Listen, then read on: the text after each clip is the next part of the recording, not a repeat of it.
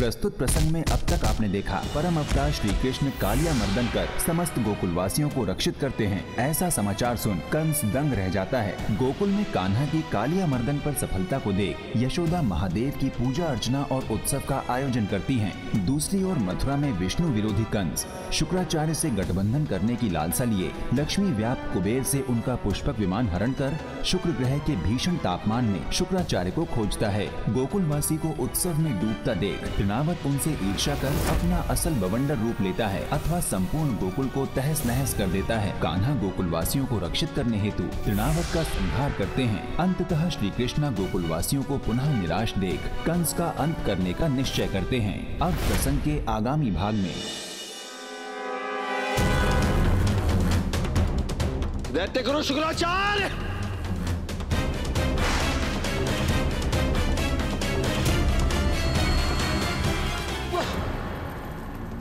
कौन है? दिखता नहीं क्या? कौन हो तुम?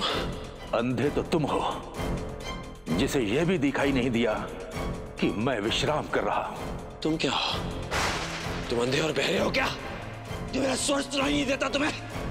या तुम अपने नैनों से देख नहीं पाते हो कि धरती का भगवान हूं मैं? आए किस लिए हो यहाँ पर? कहाँ है वो दैत्यों का गुरु शुक्राचार्य?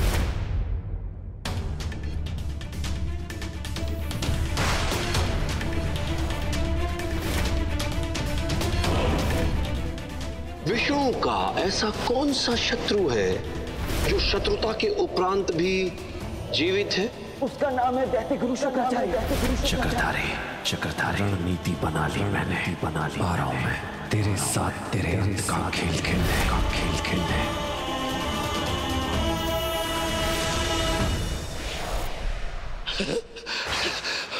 क्या हुआ? भगवान कंस का नाम सुनकर जड़ क्यों हो गए? इस गर्मी में हिमशिला क्यों बन गए?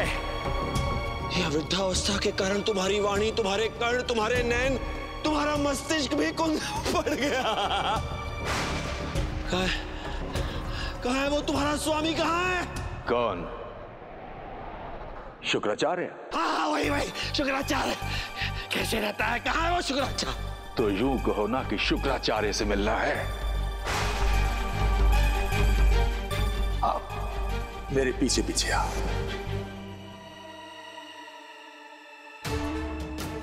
विडंबना है कि भगवान कंस को ऐसे नीच और तुच्छ का अनुसरण करना पड़ रहा है। मस्तिष्क के बही खाते में सब कुछ अंकित हो रहा है। चलिए रुको, धीरे।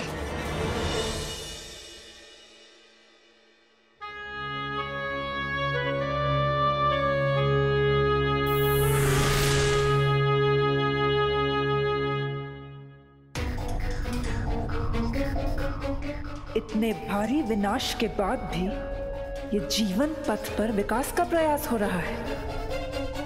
भय के स्थान पर दया और करुणा, मिटा दूंगी इस भावना को गोकुल से। भर दूंगी वैर और घृणा इनके मन में एक दूसरे के लिए।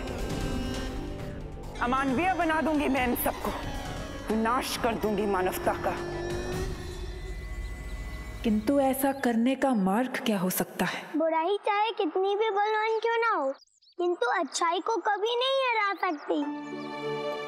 जब तक मैं हूँ यहाँ, किसी का भी अहित नहीं होने दूंगा। काकी, आप चिंता मत कीजिए, मैं करूँगा आपकी देखभाल।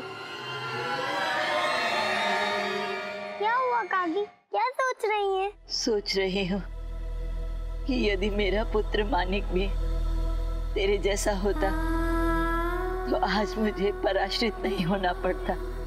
किंतु विवाह के बाद वो अपनी पत्नी को लेकर दूसरे गांव चला गया।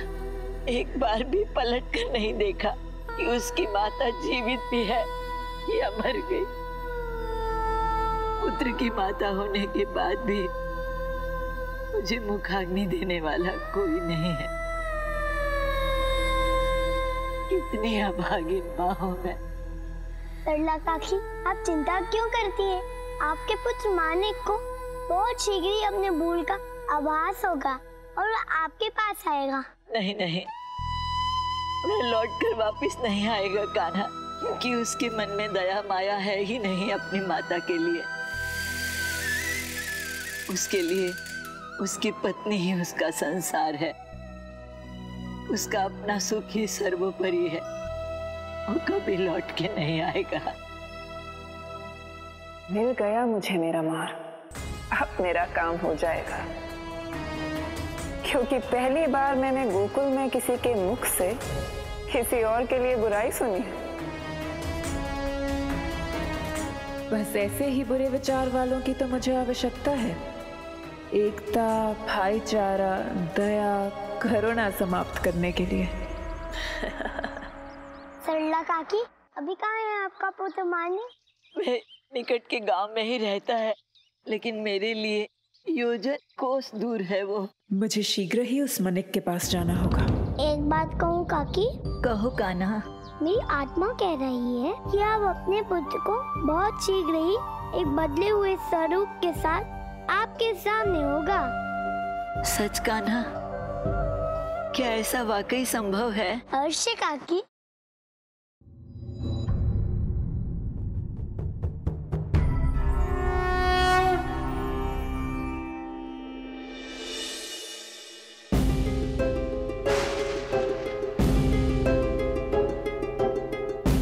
अग्निकुंड में कैसे रहते हो? धीरे धीरे चलो।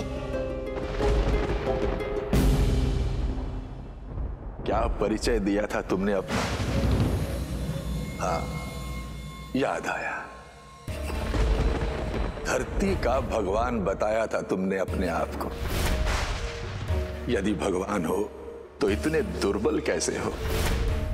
तुम तो मुझसे आयु में भी बहुत छोटे हो, फिर भी मेरे साथ चलने की बराबरी नहीं कर पा रहे हो। झूठे भगवान हो तुम। भगवान का अर्थ पता है? सर्वशक्तिमान, असंभव को भी संभव करने वाला। पर तुम तो झूठे भगवान हो। तुम्हारे कारण तो पृथ्वी पर त्राहिमाम त्राहिमाम ही होता होगा। क्यों? सत्य है कि नहीं? जानते हो, एक निरर्थक राजा अच्छे राज्य को भी नष्ट कर देता है।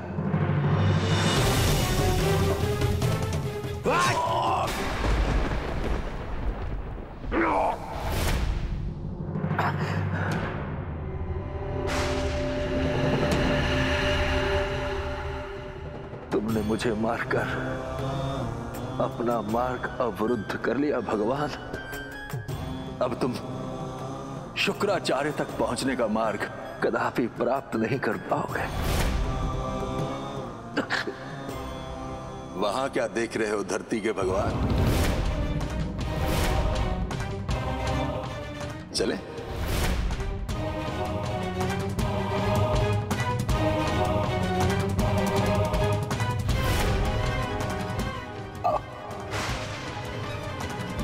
इस बुड्ढे को सहना पड़ेगा, तब तक सहना पड़ेगा जब तक मैं शुक्राचार्य से मिल नहीं लेता।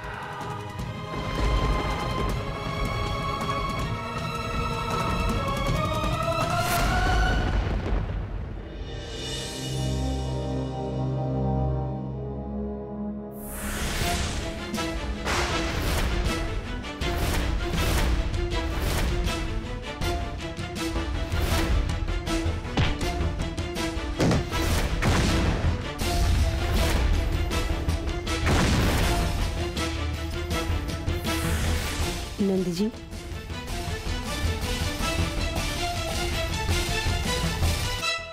क्या सोच रहे हैं? मैं सोच रहा था कि अब हमें गोकुल छोड़ देना चाहिए। गोकुल छोड़ देना चाहिए? ये आप क्या कह रहे हैं? हाँ यशोदा, हमें यहाँ से कहीं और चले जाना चाहिए। आप ये कैसी बात कर रहे हैं नंद जी? मैं सत्य कह रहा हूँ यशोदा। तनिक सोच कर देखो, जब कभी भी गोकुल पर नकारात्मक शक्तियों का आक्रमण हुआ है, लक्ष्य हमारा परिवार और हमारा कान्हा रहा है। इसलिए मुझे लगता है कि यहाँ से चले जाने में ही भलाई है। नंद जी, आप कहना क्या चाहते हैं? यशोदा, यदि हम यहाँ से चले गए तो गोकुल सुरक्षित हो जाएगा। आपके कहने का अर्थ ये है कि सारी समस्याओं और विपदा का कारण मेरा लल्ला है? यही कहना चाहते हैं ना? तो चुप क्यों है? कहिए, कल तक मेरा जो लल्ला इस गोकुल का रक्षक बना हुआ था, वो आज सभी समस्याओं का जड़ हो गया, क्योंकि आज वो गोकुल की समस्याओं से रक्षा नहीं कर पाए, इसलिए।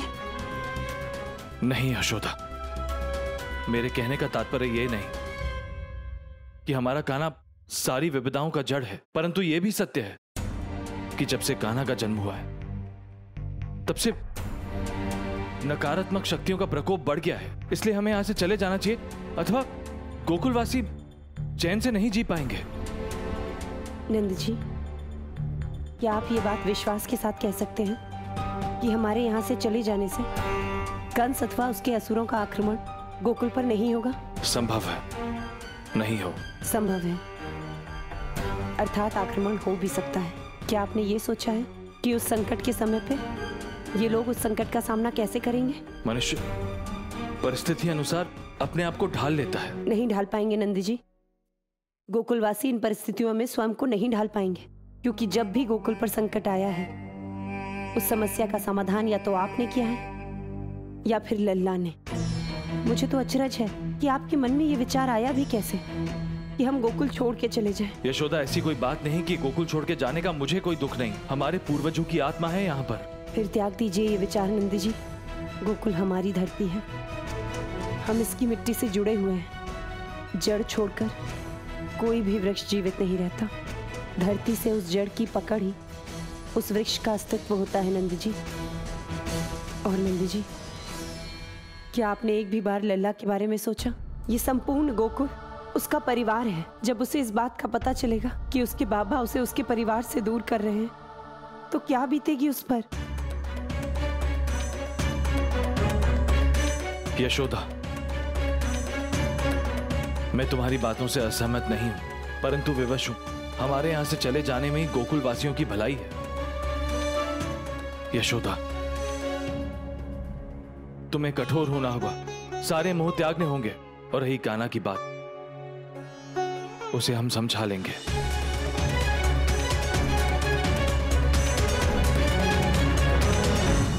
स्त्री के अनुसार उसका पुत्र यहीं कहीं है, किंतु वो है कहाँ? लाओ ये मुद्रा, मुझे लाओ। छोड़िए, छोड़िए मेरा हाथ। अरे लाओ, छोड़िए। दो मुझे मुद्राएं दो। अरे मुझे मुद्राएं चाहिए, मुद्राएं दो मुझे। लाओ मुद्रा, लाओ लाओ मुद्रा, छोड़ो।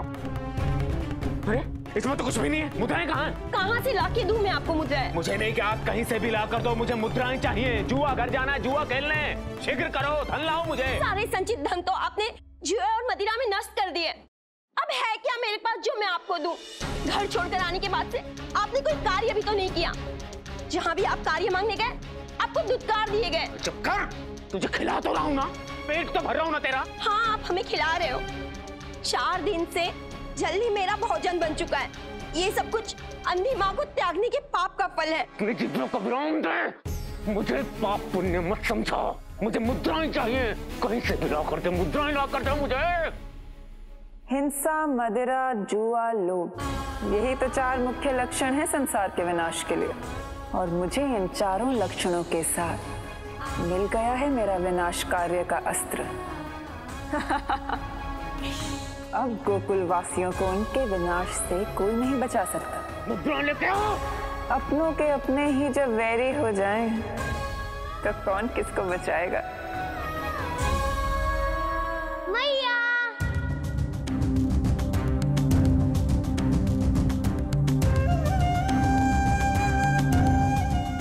लल्ला,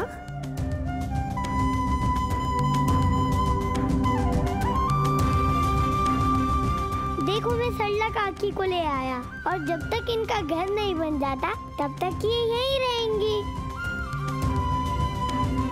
क्यों बाबा, ठीक किया ना मैंने? अच्छा किया। और पता है मैया, सरला काकी के साथ मेरा एक समझौता भी हुआ है। हर रात सरला काकी मुझे कहानी भी सुनाएंगी। ये तो और भी अच्छी बात है। अच्छा लल्ला, तू काकी को लेकर भीतर जा, हाथ मुंह धुलवा उनका, मैं भोजन परोसती हूँ। ठीक है भैया, आइए काकी।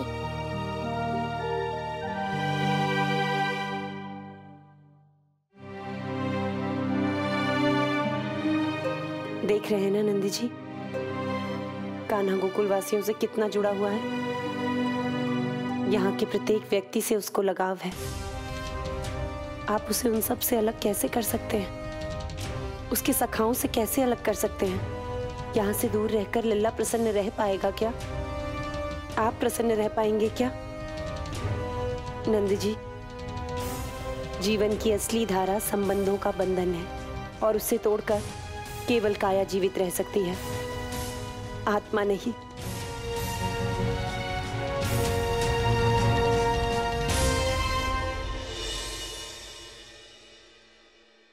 अब कहाँ ले जा रहे हो?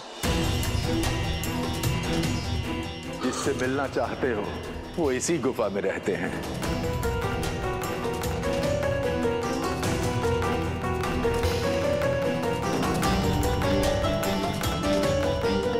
यहाँ तो कोई नहीं है। कहाँ है दैत्य गुरु शुक्राचार्य?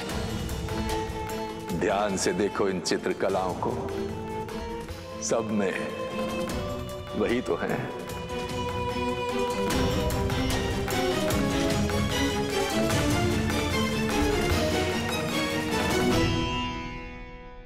अब कहाँ ले जा रहा है? अब कहाँ ले जा रहे हो?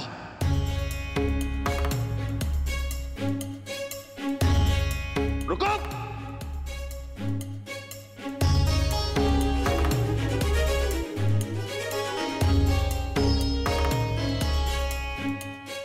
अब ये सब क्या है? यही लाना था तो पहले ले आता। यहां क्यों लाया मुझे?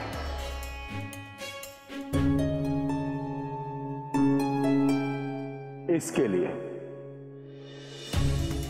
यदि मुझे विष्णु के शत्रु शुक्राचार्य से मिलना नहीं होता तो अभी इसी क्षण इसी छड़ी से उधेड़ देता तुझे। कुछ माह पूर्व मैं इस छड़ी को यहां भूल गया था। तुमको देखा तो मेरे मन में एक विचार कौंधा कि तुम मेरे रक्षक बनकर मुझे यहां तक ला सकते, और तुम ले भी आए। मेरा काम हो गया, अब तुम जा सकते हो। तो चुप रहो, धरती का भगवान हूं मैं, भगवान कंस। इस प्रयास का परिणाम अच्छा नहीं होगा। मैंने अपनी दादी से सुना था कि जब कलयुग आएगा तो संतान अपने माता पिता का सम्मान नहीं करेगी, पुरुष अपनी स्त्री का सम्मान नहीं करेगा। उसका अपना सुख, अपने विचार ही सर्वोपरि होंगे। मत चाहिए मुझे छोड़कर। मैं किसके सहारे रहूंगी? देख, यदि तुझे मेरे साथ चलना है तो चल, अन्यथा संसार में स्त्रियों का अभाव नहीं है, समझी? हट। जहाँ स्त्रियों का सम्मान नहीं होता वहाँ दरिद्रता और कुसंस्कारों का वास होता है। जहाँ स्त्रियों का सम्मान होता है वहाँ देवताओं का वास होता है।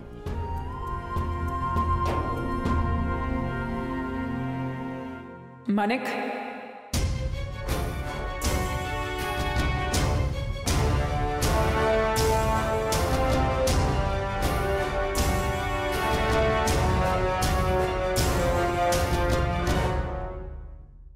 कौन है आप? तुम्हारी इच्छा हूँ, समस्याओं का हल, तुम्हारे दुखों का अंत हूँ मैं समझा नहीं। मैं तुम्हें संसार के सारे सुख, सभी वैभव दे सकती हूँ, किंतु मैं तो आपको जानता नहीं। आप मेरी सहायता क्यों करना चाहती हैं? संसार का यही नियम है, एक हाथ ले, एक हाथ दे। अर्थात मैं तुम्हारी सहायता करूंगी और बदले में तुम मेरी सहायता करोगे। मैं भला निर्धन प्राणी आपकी क्या सहायता कर सकता हूँ? तुम मेरी सहायता कर सकते हो गोकुल के विनाश में।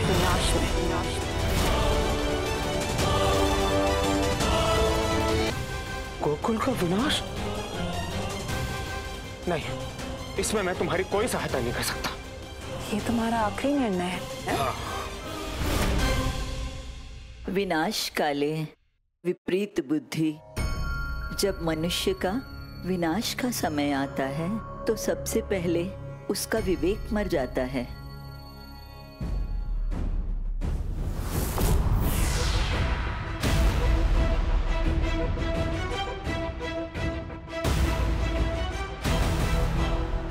सोना है?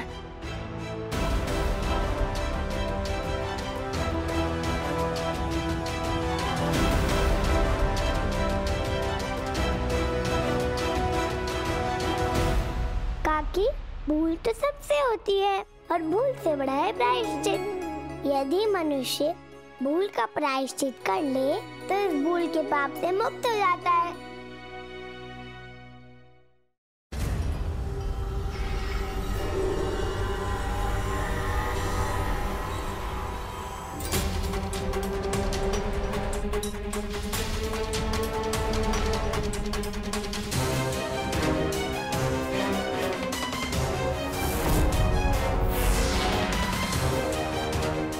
धनवान बन गया, मैं धनवान बन गया। बताइए देवी जी, मुझे क्या करना होगा आपके लिए?